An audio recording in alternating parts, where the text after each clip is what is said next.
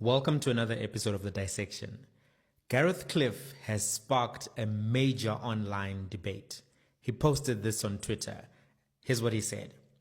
One of my best friends, who is not at all stupid and whom I respect, says he'd rather have Zuma back than this GNU or Cyril's ANC. For context, he's a white guy with a successful business and kids.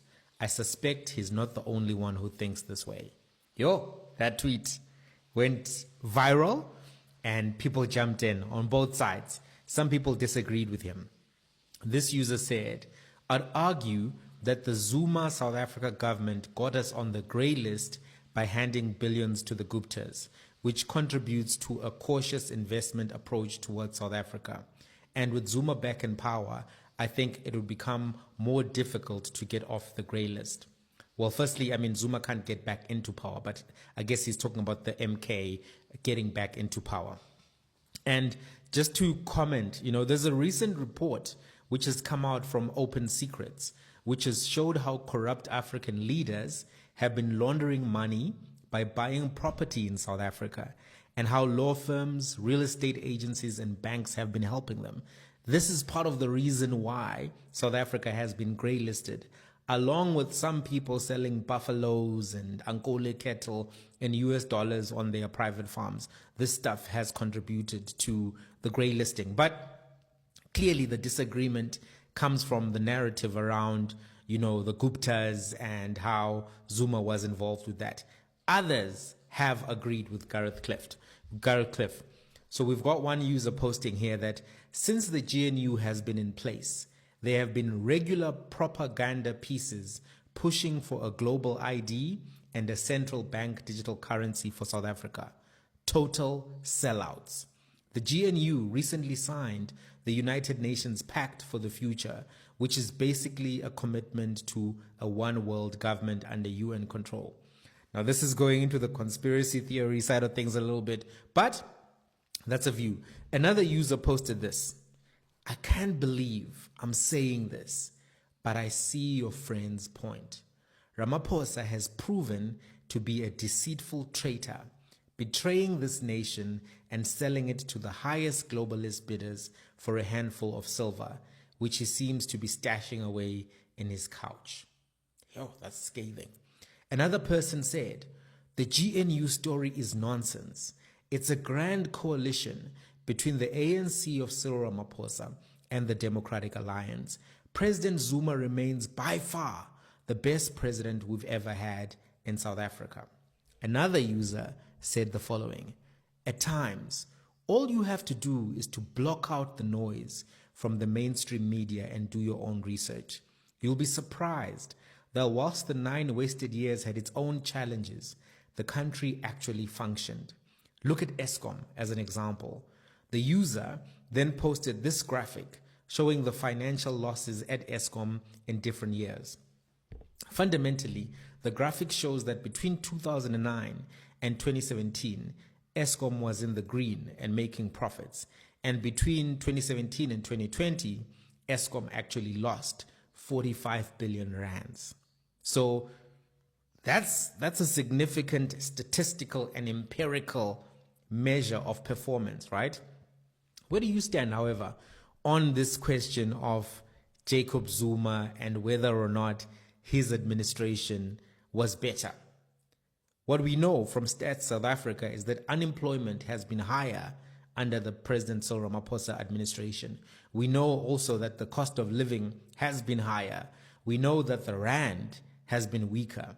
Outside of the last 240 days, there has been more load shedding under President Ramaphosa than under Jacob Zuma. The question in and of itself is interesting because it makes one think about the Jacob Zuma effect for the 2029 elections. Not now, for the 2029 elections, because the 2024 elections shifted the dynamics in South Africa significantly. Prior to that election, in the previous election, ANC was on 57%. In the 2014 elections, ANC was on 62%. So they went from 62, which was a Zuma number, to 57, which was a Ramaphosa number, to 40. And then we saw MK coming out of nowhere to get 14% of the electorate, EFF sitting on 9, DA sitting on 22. So the dynamics shifted in such a way that we had to have this coalition. So now a lot of people are beginning to think about what's next, what happens in the next 5 years.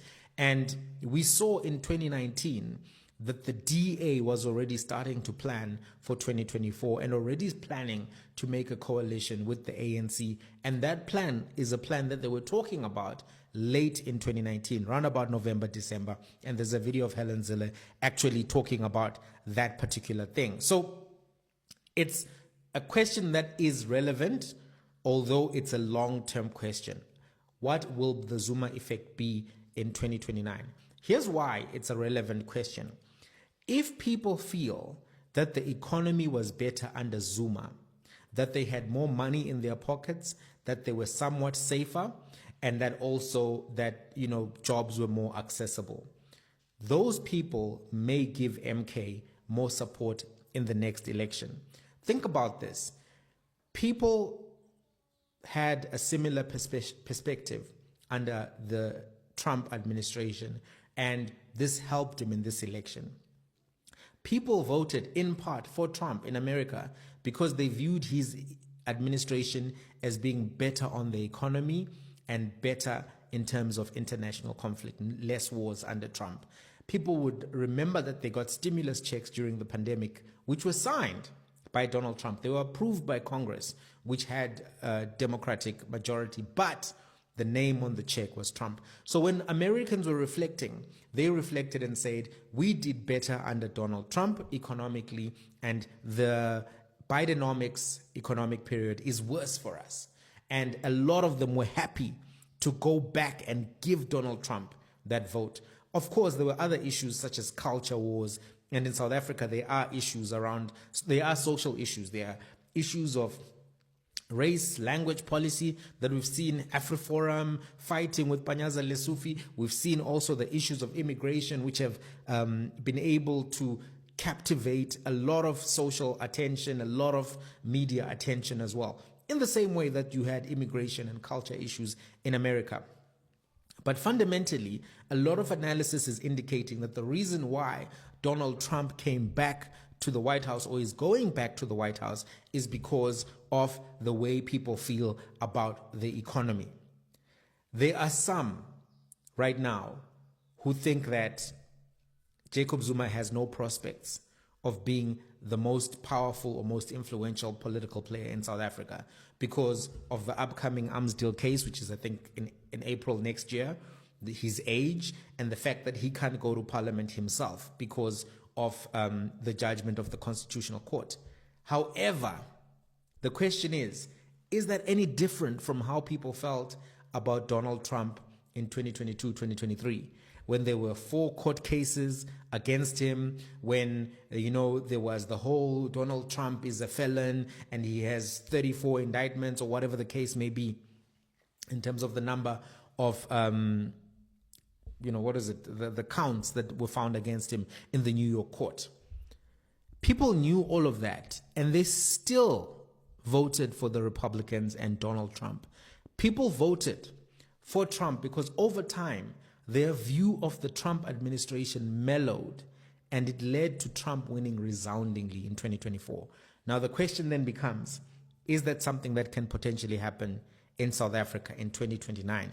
If people feel sour about the Ramaphosa administration, if they feel like it was worse for their pockets, their lives, their economy, are they going to be favorable to the MK party in 2029? What do you think? I think it's relevant.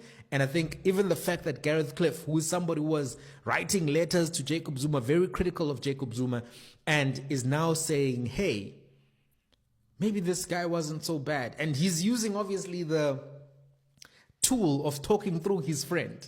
Gareth doesn't want to say, maybe I also agree with this guy. He wants to say, no, my friend, not about my friend, but his friend, his buddy.